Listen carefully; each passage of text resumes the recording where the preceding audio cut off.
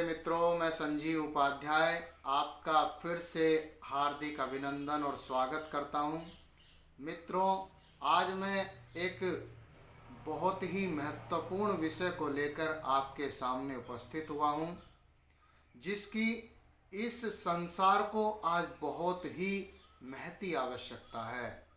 महामारी, प्राण घातक महामारी से जूझ रहे संसार को बचाने के लिए वो उपाय सर्वोत्तम है, श्रेष्ठ है।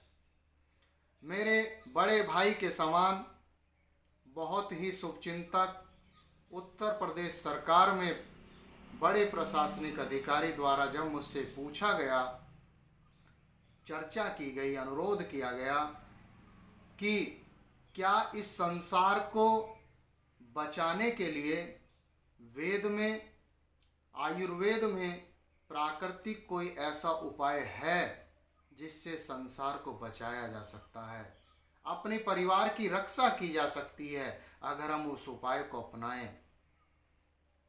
तो मैंने सोचा क्यों ना इस संसार को मेरे द्वारा भी इस विषय पर कुछ विचार प्रकट किए जाएं। हो सकता है कि कुछ लोगों का जीवन बच जाए।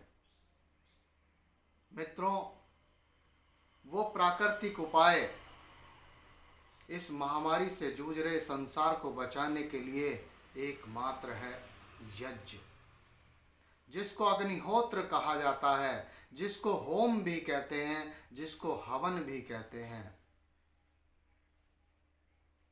जब मैं पैदा हुआ तो मेरे घर हवन हुआ।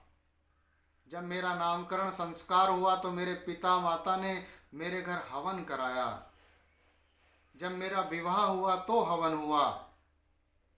जब गृह प्रवेश किया तो हवन हुआ। जब कोई हम व्यापार का प्रारंभ करते हैं तो हवन कराते हैं। हर सुख में, हर दुख में, हर विपत्ति में, हर संकट के काल में इस हवन ने हमारी रक्षा की है।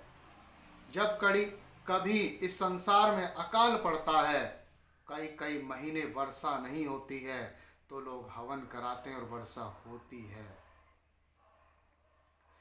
इस हवन के द्वारा हमारे पूर्वजों ने और आज भी जो हवन करते हैं, समस्त मनोकामनाओं को पूर्ण किया है। भगवान राम भी हमें इस हवन के द्वारा ही मिले हैं।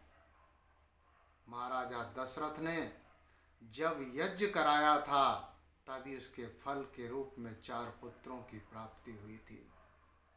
ये यज्ञ इतना बड़ा देने वाला है, इसीलिए वेद में एक प्रश्न किया गया कि पृच्छामि त्वा विश्वरूप भुवनस्य नाभिम, अर्थात मैं आपसे पूछता हूं कि संसार की आधारशिला क्या है, ये संसार किस पर टिका है।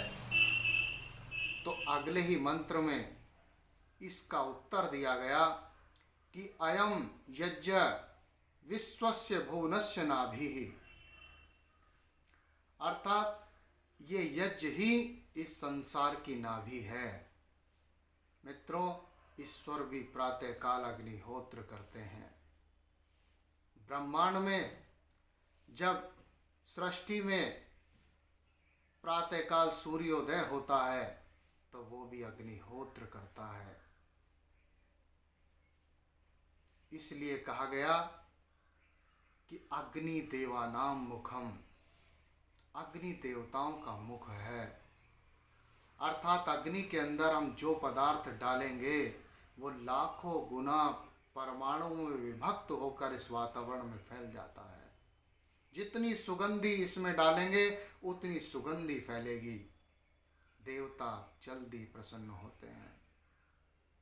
यज्ञ के विषय में कहा गया कि स्वर्ग कामो यजेत, अर्थात यदि आप स्वर्ग प्राप्त करना चाहते हैं, यदि आप सुख, समृद्धि, यश, वैभव, कीर्ति, धन, संपदा प्राप्त करना चाहते हैं तो यज्ञ करो। यज्ञो वे विष्णु, यज्ञ करने वाले को अपार धन की प्राप्ति होती है, क्योंकि जहाँ विष्णु जी होते हैं वहाँ लक्ष्मी जी अवश्य होती है। इसलिए वैदिक शास्त्रों में कहा गया कि यज्ञ करने वाला कभी निर्धन और दरिद्र नहीं होता। इसलिए यज्ञ करो। यज्ञ करने से व्यक्ति के शारीरिक, मानसिक, आत्मिक दोष, रोग नष्ट हो जाते हैं। यज्ञ करने वाला व्यक्ति आनंदित जीवन जीता है। मित्रों, योग के माध्यम से इस देश के बड़े से बड़े उद्योगपति, बड़े से बड़े धनी व्यक्ति के घर में मेरा जाना हुआ। मित्रों, मैंने उनके जीवन को बहुत निकटता से देखा है। धन अपार होने के बाद भी सुख नहीं है, क्योंकि यज्ञ से दूर है, श्रेष्ठतम कर्म से दूर हैं। वेद में कहा है यज्ञो वै श्रेष्ठतमम कर्म। यज्ञ संसार का श्रेष्ठ नहीं, श्रेष्ठतम नहीं, श्रेष्ठतमम कर्म है। और इस श्रेष्ठतमम कर्म, इसके अलावा कोई कर्म ऐसा नहीं है जिसको श्रेष्ठतमम कर्म कहा गया है। और हमने इस यज्ञ को छोड़ दिया, इस हवन को छोड़ दिया, जिस हवन से अंग्रेजों ने हवन शब्द लिया, स्वर्ग का मार्ग था ये। जिस घर घर में हवन होते थे तो उस होम कहा जाता था। हाँ, हवन को होम भी कहते हैं, होम शब्द भी वहीं से लिया गया। लेकिन हमने अपनी परंपरा को छोड़ दिया।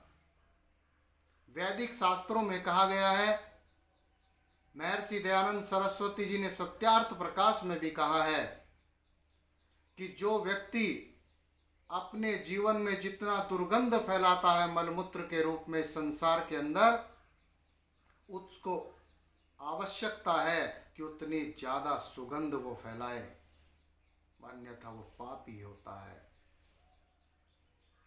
बहुत सारे लोगों के मन में प्रश्न आता है कि हवन करने से भी तो धुआं उठता है, वो तो वातावरण में प्रदूषण पैदा करता है। ऐसे लोगों की बुद्धि पर मुझे तरस आता है। वह अज्ञानता के उस अंधकार में डूबे हुए हैं कि उनको पता नहीं। बहुत सारे लोग कहते हैं कि हम अगर इस अग्नि में घी डालते हैं, अगर इस घी को हम सेवन करें तो हमारे शरीर को कितना लाभ प्राप्त हो। मित्रों, इस पर बहुत व्यापक रिसर्च हुई है। आपको मैं बताना चाहता हूं कि हवन कर, आपने भोपाल गैस कांड का नाम सुना होगा, जिसमें हजारों लोगों की मृत्यु हुई थी। मित्रों, वहां 2 परिवार संयोग से जीवित बचे थे। जब उनसे पूछा गया कि आप जीवित कैसे बचे, तो प्रजापति और कुशवाहा परिवार द्वारा ये बताया गया कि संयोग से हम उस समय यज्ञ कर रहे थे, और उस यज्ञ से उत्पन्न हुई जो ऊष्मा थी, ऊर्जा थी, उसने उस जहरीली गैस का प्रभाव घर के अंदर नहीं होने दिया और हमारी प्राण रक्षा हो गई। मित्रों, जब कोयला जलता है, पेट्रोल डीजल जलता है, तो इस संसार के अंदर प्रदूषण पैदा होता है, हवा और जल प्रदूषित होते हैं। लेकिन जब यज्ञ हम करते हैं, अग्नि के अंदर जब हम औषधियाँ डालते हैं, तो वो औषधि, चूँकि अग्नि का विशेष प्रभाव है कि वो अपने संपर्क में आए पदार्थों को लाखों गुना बड़ा कर देती है। जैसे अग्नि पर हम मिर्च डालते हैं तो पूरे घर में छींकें आने लगती हैं, और यदि घी के साथ हींग का छोंक लगाते हैं तो दूर दूर तक खुशबू आती है, तो कहीं छोंक लगा है। ये अग्नि का स्वभाव है।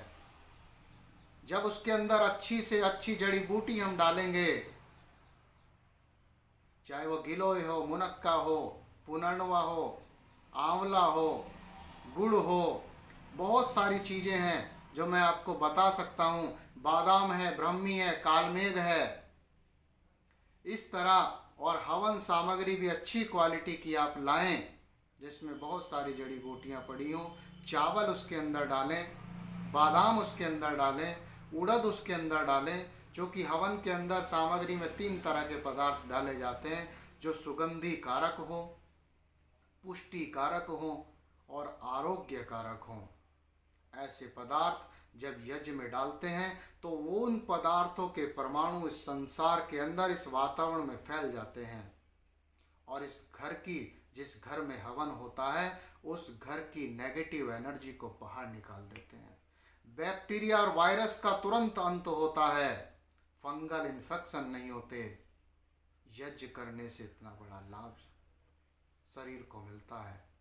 यज्ञ करने से जो औषधीय युक्त वायु शरीर के अंदर जाती है श्वास के माध्यम से, वो उन अंतिम स्रोतों तक पहुंचती है जहां मुंह से खाई हुई औषधि नहीं पहुंच सकती।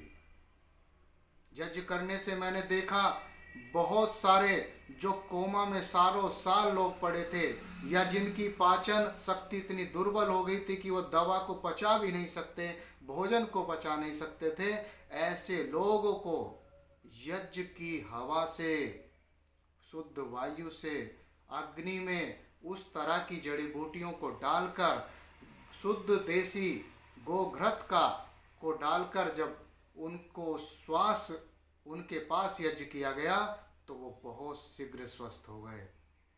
यज्ञ एक चिकित्सा है। यज्ञ संसार के अंदर समस्त मनोकामनाओं को पूर्ण करने का वो माध्यम है जो करोड़ों वर्षों से हमारे ऋषि मुनि और हमारे पूर्वज करते आए हैं। मित्रों, आज हम उनसे दूर हो गए। अमेरिका, ऑस्ट्रेलिया, जापान इस पर रिसर्च कर रहा है और रिसर्च के समय उन्होंने ये पाया कि अगर 10 ग्राम देसी घी, गोघृत अग्नि पर डाला जाता है यज्ञ के माध्यम से तो 1 टन ऑक्सीजन पैदा करता है।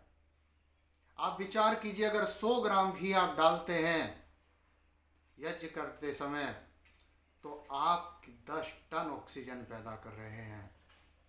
कितना बड़ा उपकार इस संसार पर आपके द्वारा हो रहा है।